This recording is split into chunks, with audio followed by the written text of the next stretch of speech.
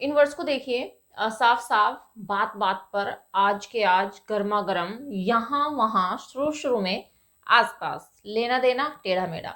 अब आप कहोगे ये तो बहुत सिंपल से वर्ड्स है मैम, ये तो हम अपने डेली लाइफ में बहुत यूज करते हैं।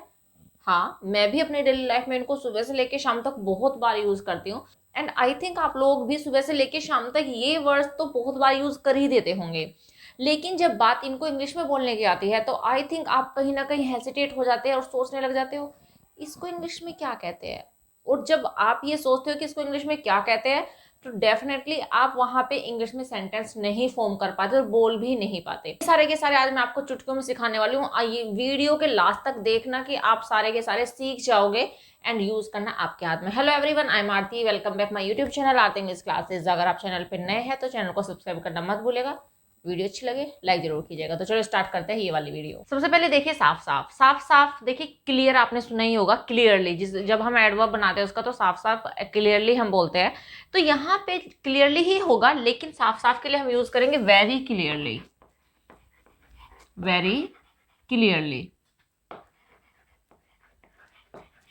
ठीक है। बहुत सारे सेंटेंस आप अपने डेली लाइफ में यूज कर सकते हैं। जैसे साफ साफ बोलो क्या कहना चाहते हो, speak clearly what you want to say, ठीक है। या फिर मैंने साफ साफ कह दिया, I told him very clearly, ठीक है। तो ऐसे बहुत सारे सेंटेंसेस आप सुबह से लेके शाम तक फॉर्म कर सकते हो। तो मैं यहाँ पे एक सेंटेंस आपको फॉर्म करके बता रही हूँ, यही वाला कि मैंने उसे साफ साफ बता दिया या मैंने उसे साफ साफ कह दिया। I told him,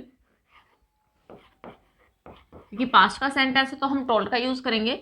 I told him और हर, जो भी आप लगाना चाहे, very clearly,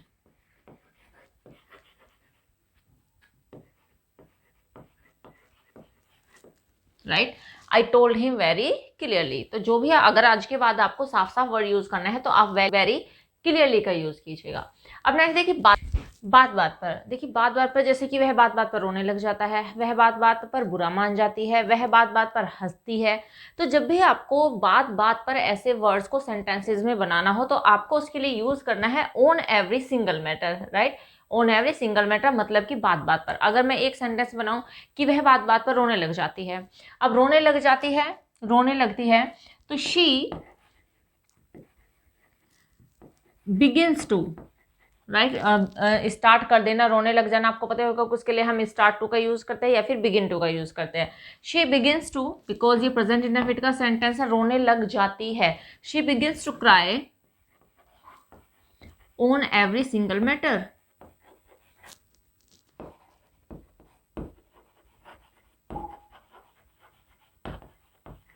she begins to cry on every single matter, ठीक है।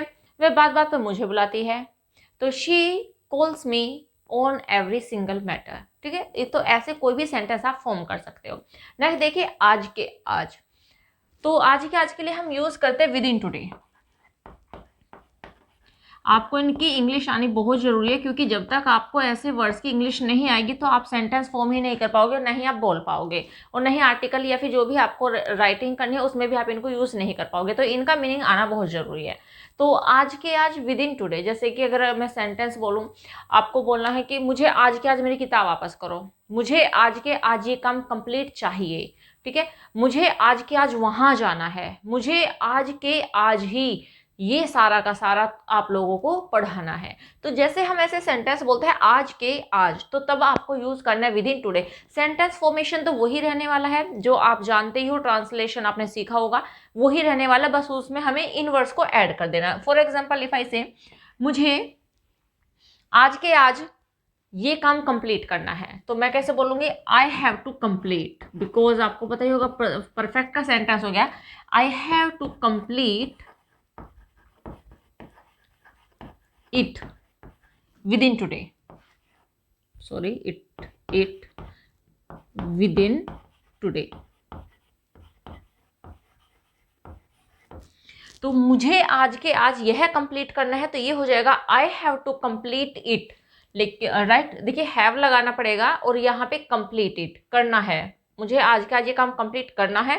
तो देखिए मैंने आपको पहले भी बताया था कि जब नानी ने वर्ड में लग जाते हैं तो वहां पे हम हैव टू का भी यूज कर सकते हैं, इज आर एम टू का भी यूज कर सकते हैं। तो I have to complete, to के बाद हमेशा वर्ब की फर्स्ट फॉर्म में आती है ये आपको अच्छे से माइंड में सेट कर लेना है। टू के बाद अगर वर्ब आने तो फर्स्ट ही आती है। I have to complete it within today, ठीक है। मुझे आज के आज आपको इंग्लिश पढ़ानी है। I am to teach you English within today. ऐसे आप बहुत सारे सेंटेंसेस फॉर्म कर सकते हो। नेक्स्ट देखिए, गर्मा गर्म। तो गर्मा गर्म के लिए हम लगाते हैं पिपिंग हॉट।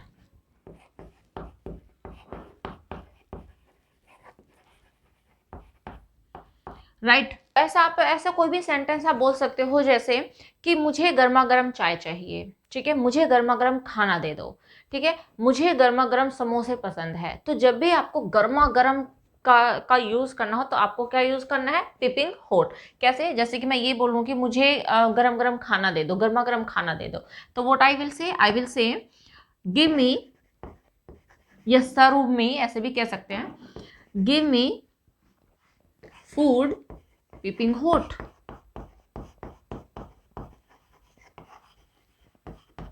तो ऐसे कह सकती हूँ कि give me food peeping hot, इसको हम बाद में ही यूज करेंगे, ठीक है। मुझे गर्मा गर्म चाय चाहिए, I want tea peeping hot. ऐसे हम सेंटेंसेस को फॉर्म कर सकते हैं। नेक्स्ट देखिए, यहाँ वहाँ के लिए हम यूज करते हैं हेयर एंड देयर। ये तो आई थिंक जानते ही होंगे आप लोग, हेयर एंड देयर, यहाँ वहाँ। जैसे कि यहाँ वहाँ को हम हिंदी में इधर उधर भी कहते हैं। इधर उधर मत देखो, लुक एट मी, इधर उधर मत देखो, लुक एट मी, ठीक है, look at me, don't look here and there, यहाँ वहाँ मत देखो। तो सीधा सा सेंटेंस हम बना देंगे, don't look here and there.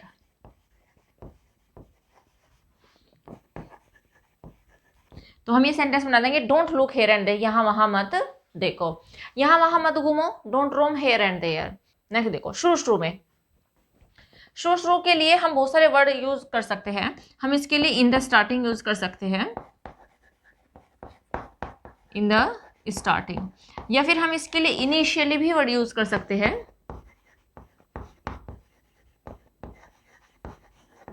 In the starting भी लगा सकते हैं, इनिशियली भी लगा सकते हैं, या फिर हम इन द बिगनिंग भी लगा सकते हैं। तो तीनों में से आप कुछ भी यूज कर सकते हैं। अगर मैं बोलूं कि शुरू में मैं ये नहीं जानती थी, शुरू में मैं नहीं जानती थी कि वहां कैसे जाना है, तो जहां भी आपको शुरू में यूज कर, शुरू में सब कुछ अच्छा लगता है, ठीक है। तो ऐसे सेंटेंसेस में आपको क्या यूज करना है, आपके ऊपर डिपेंड है, आप ये यूज कीजिए, ये यूज कीजिए, ठीक है। तो ये हम स्टार्ट सेंटेंस के स्टार्टिंग में भी यूज कर सकते हैं, सेंटेंस के लास्ट में भी यूज कर सकते हैं। जैसे मैंने कहा कि शुरू में मैं यह नहीं जानती थी, आई इनिशियली,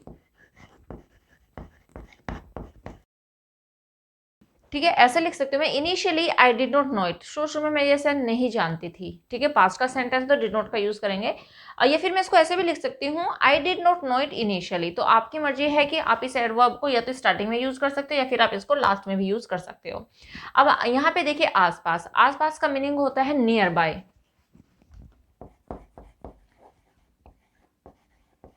राइट। तो नियर बाय का मतलब होता है आसपास। जैसे कि कोई आपसे पूछे कि क्या आसपास में कोई स्टेशनरी की दुकान है, ठीक है, आसपास में कोई तो नहीं है, ठीक है। ऐसे सेंटेंसेस जहां पे आपको आसपास यूज करना, आसपास बहुत गंदगी है, आसपास बहुत शोर हो रहा है, अपने आसपास देख के चलना चाहिए। अगर आपको ऐसे कहीं पे भी सेंटेंसेस में इसको यूज करना है तो you are to use nearby. अब वही वाला, क्या आसपास में कोई शॉप है, is there any shop,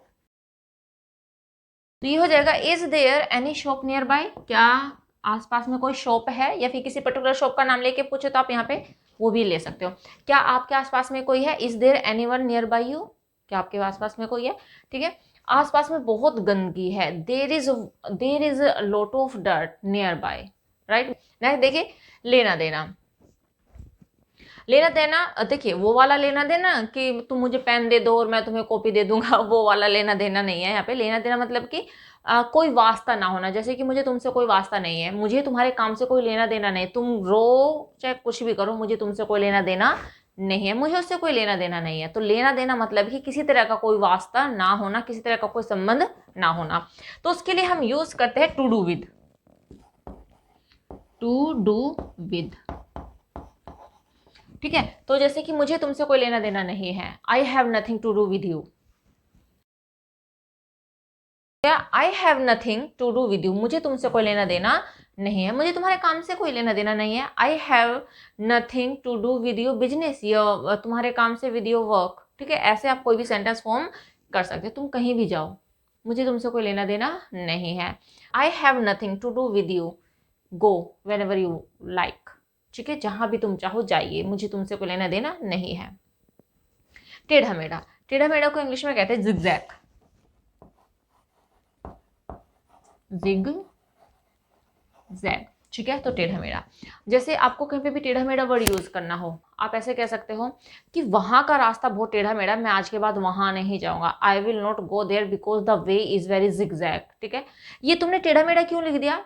Y you wrote it zigzag, why you wrote it zigzag. टेढ़े मेढ़े मत चलो। ठीक है, टेढ़े मेढ़े क्यों खड़े हो? Why are you standing like zigzag. तो इस तरह से जहां पे हमें टेढ़ा मेढ़ा यूज करना है, हम वहां पे जिगजैग यूज कर सकते हैं। एक सेंटेंस टेढ़ा मेढ़ा मत लिखो, है ना, बहुत बार हैबिट होता है ना, टेढ़ा मेढ़ा लिख रहे हैं, वहां से स्टार्ट किया, ऊपर जा रहे फिर नीचे जा रहे। बोर्ड पे मुझसे भी ऐसा हो जाता है कभी कभी, यहाँ से स्टार्ट करती हूँ ऐसे चला जाता है, यहाँ से स्टार्ट करती हूँ ऐसे चला जाता है। बट यहाँ पे वर्ड्स के टेढ़े मेढ़े लिखने की बात हो रही है। तो क्या होता है जिगजैग, तो डोंट राइट जिगजैग।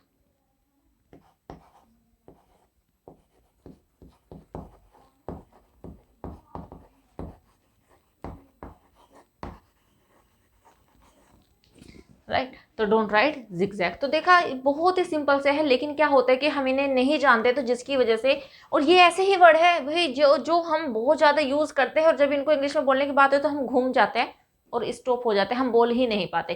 तो ऐसे छोटे छोटे से वर्ड याद कीजिए और अपनी कन्वर्सेशन को, अपनी राइटिंग को बहुत इंप्रेसिव बनाइए। आप यूज़ करके देखिए ना, सामने वाले को लगेगा वाओ, आपको कुछ तो आता है भाई, इंग्लिश लर्नर है, इंग्लिश के एस्पिरेंट्स है, तो डेफिनेटली आपको कुछ ना कुछ आता ही है।